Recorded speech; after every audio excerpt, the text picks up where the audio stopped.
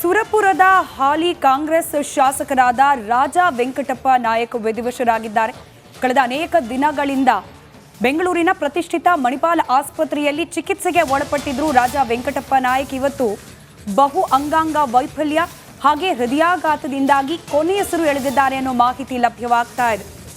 ಅಗಲಿದ ಶಾಸಕರ ಅಂತಿಮ ದರ್ಶನವನ್ನ ಪಡೆದುಕೊಳ್ಳಿಕ್ಕೆ ಒಬ್ಬೊಬ್ಬರೇ ಕಾಂಗ್ರೆಸ್ನ ಘಟಾನುಘಟಿ ನಾಯಕರು ಮಣಿಪಾಲ್ ಆಸ್ಪತ್ರೆಯತ್ತ ದೌಡಾಯಿಸ್ತಾ ಇದ್ದಾರೆ.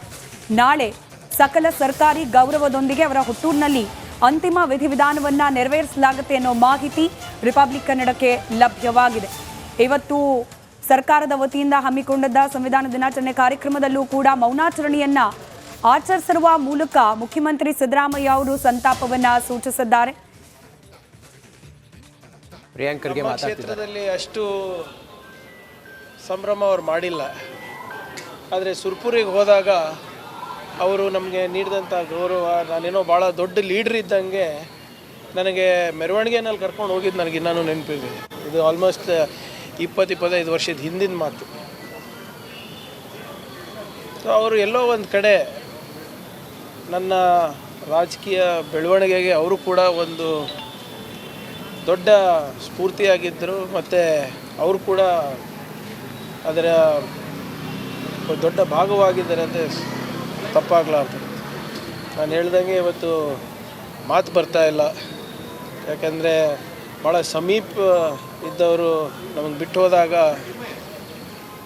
ಸ್ವಲ್ಪ ಏನೇನು ಅನ್ನಬೇಕು ಅಂತ ಗೊತ್ತಾಗೋದಿಲ್ಲ. ಆದರೆ ಇದು ಬರೇ ಪಕ್ಷಕ್ಕಲ್ಲ, ನಮ್ಮ ಭಾಗದ ಜನರಿಗೆ ಮತ್ತು ಜನಾಂಗಕ್ಕೆ ಕೂಡ ಒಂದು ದೊಡ್ಡ ಆಸ್ತಿ ಕಳ್ಕೊಂಡಂಗಾಗಿದೆ.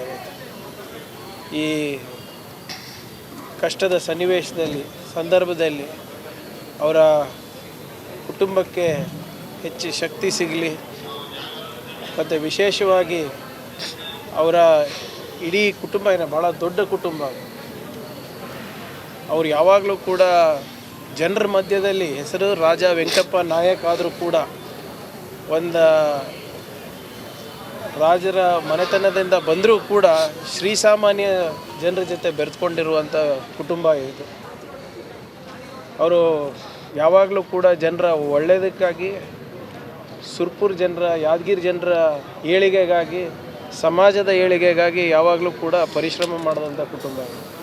ಸೊ ಹೆಸರು ರಾಜಾ ವೆಂಕಟಪ್ಪ ನಾಯಕ್ ಇದ್ದರೂ ಕೂಡ ಸಾಮಾನ್ಯ ಪ್ರಜೆ ಥರ ದುಡ್ದು ನಮ್ಮ ಭಾಗದ ಜನರಿಗೆ ಅವರ ಕೊಡುಗೆ ಅಪಾರವಾಗಿದೆ.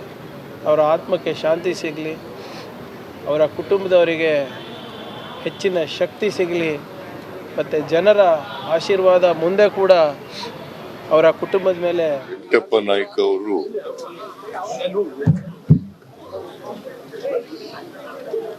ಅಕಾಲಿಕ ಮರಣಕ್ಕೆ ತುತ್ತಾಗಿದ್ದಾರೆ. ಅವರು ಸುರ್ಪುರದಿಂದ